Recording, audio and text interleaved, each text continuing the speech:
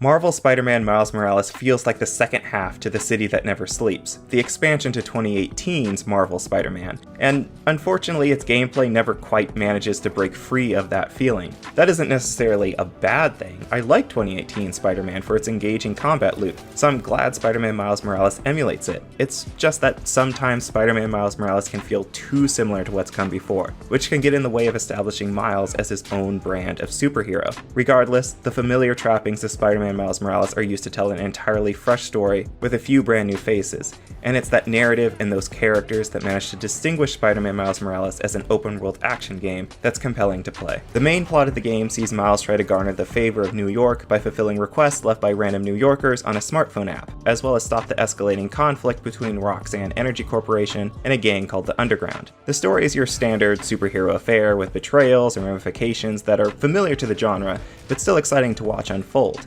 If anything, it's the characters who manage to keep the campaign from feeling formulaic, the Tinkerer especially. The game humanizes a classic but somewhat bland member of Spidey's rogues gallery, and gives them a compelling reason for why they turn to a life of crime, reinventing the character into more of a tragic figure. In a certain light, the Tinkerer's actions could be construed to be almost heroic in an anti-hero sort of way, allowing the character to exist as a dark foil to Miles' Spider-Man. And at the center of that comparison between Miles and the Tinkerer is their shared life experiences. Prior to Miles' regular interactions with the Tinkerer, his evolution as a hero is primarily seen through his closest friends and confidants. Miles is surrounded by heroes, so a small but significant part of Spider-Man Miles Morales is his musings about who he should be taking inspiration from. His friends serve as two sides of a coin, playing the roles of angels and devils in the debates that will define Miles. Genki, for example, knows that Miles is Spider-Man and understands what Miles wants to get out of the role, but can't really empathize with Miles' Black or Puerto Rican heritage. Other friends and allies, however, more closely relate to Miles' cultural identities and struggles, but don't understand the extent of his secret identity.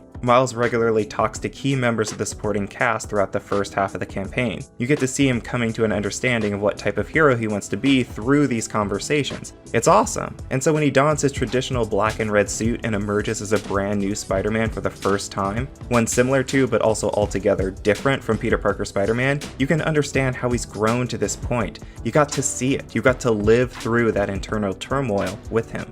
The child of a black father and Puerto Rican mother, Miles is a wonderful mixture of cultures and languages. The way he leaps off of rooftops and flips backwards to face the camera before falling into a headfirst dive is just full of the exaggerated swagger of a black teen. It gives me goosebumps every time he does it, especially as the music begins to swell. Speaking of, we've got to talk about the music. When Miles begins swinging, the orchestral score grows louder, but there's a nice synthetic hip-hop undercurrent to the whole thing. The music crackles with a soft percussion, it reverberates in your ears with a steady crescendo that stops just short of overtaking the sounds of the city. It allows you to remain clued into New York even while Miles is soaring through the air at breakneck speed. Unfortunately, Spider-Man Miles Morales can't slow down enough for you to really immerse yourself in the music that plays in the open world. If Genki isn't calling to direct Miles to his next objective, then it's Miles' mother checking in, or his uncle offering some advice, or J. Jonah Jameson ranting about the new web-swinging menace, or someone else. The game is constantly cutting off the music to deliver a new waypoint for you to follow, or a conversation to listen to before the new waypoint appears. You can turn some of these voices off, but many are tied to the story, so you'll have someone almost always yapping in your ear. This is largely because of Spider-Man Miles Morales' pacing. Miles acquires a series of gadgets and abilities at a fairly steady pace, swinging from one high-key set piece to the next. This works for its frantic introduction, as the sheer whiplash of needing to constantly adapt to different types of gameplay in such a short time puts you right into Miles' headspace. However, because that pacing never really lets up, it can feel like Spider-Man Miles Morales is almost rushing towards its conclusion, desperate to deliver on the promise that Miles ends the game as a seasoned Spider-Man without really slowing down to show you how he manages to earn the respect and appreciation of his city. Speaking of, Spider-Man Miles Morales' New York is largely the same as the one in 2018 Spider-Man. The game does look better on PS5, but it isn't a drastic difference. After extensive testing on PS5, the consensus among GameSpot staff is that the technical features provided by PS5's DualSense controller don't add anything meaningful to the gameplay either, so you're getting a similar experience whether you're playing on PS4 or PS5. Regardless of where you're playing, the city is a lot more stunning while in motion. Taking a break from web swinging or fighting crime to walk on the streets and high-five pedestrians reveals somewhat drab NPC designs and no meaningful way for Miles to interact with his fellow citizens. Given that one of Miles' biggest motivations in the game is to connect with the people of his city, it's disappointing that there's no way to do so outside of the new app request side missions. Between chapters, Miles typically muses aloud that he should take a moment to respond to requests for help on his app, and it's in these bite-sized stories that you get to see Miles interacting with his community, albeit with shallow, forgettable characters, save for a man who needs you to rescue his cat, and a girl who's deaf and might have a crush on Miles. And honestly, I think it says a lot that I can only remember the cat's name, and that's only because it's Spider-Man, which is very memorable.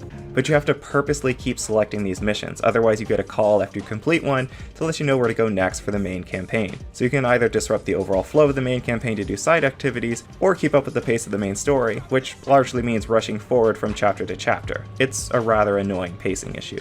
Gameplay-wise, Spider-Man Miles Morales is built on the already solid foundation of 2018 Spider-Man, relying on a straightforward but still compelling timing system for both traversal and combat. Web swinging through the air and catapulting off of rooftops is effortless to pick up, and combat and stealth sections aren't that much harder. However, despite how approachable the game is, Spider-Man Miles Morales still pushes you to get better by rewarding you for pulling off more advanced timing on the tempo of Miles' web swinging and combat abilities. Do you need to use these harder to time abilities to beat the game? No. But getting the timing down produces a flow-like rhythm to both traversal and combat, allowing them to more seamlessly mold together in an ever more satisfying way over time. Though Miles controls pretty much exactly like Peter did in 2018 Spider-Man, he has a few unique superpowers, Venom Strikes and Camouflage. Miles' Venom Strikes offer him area of effect attacks, stunning and damaging groups of enemies. Meanwhile, his Camouflage allows him to fairly easily reset a stealth encounter or perform silent takedowns that Peter couldn't do in the first game. But even without these abilities, Miles is as powerful as his mentor. I'd sometimes go entire fights without using any of the Venom attacks because I forgot that they were there. The same goes for invisibility in some of the stealth sections. Miles' unique powers are his own, but they simply fit into Peter's already established moveset. So despite being a new Spider-Man, Miles doesn't actually play like a new Spider-Man, which feels like a missed opportunity to use the gameplay to reinforce that Miles brings his own creative spin to his mentor's abilities. There are moments where using Miles' unique powers would be beneficial, but they're rare, relegating the Venom Strikes and Camouflage to very specific situations. And since Miles is more than competent without Venom or Camouflage, the introduction of new enemy types that can temporarily disable his Venom attacks or see him when he's invisible don't actually force you to get creative and tackle challenges in new ways. And so the difficulty of Spider-Man Miles Morales remains fairly flat throughout the campaign, only spiking for boss battles.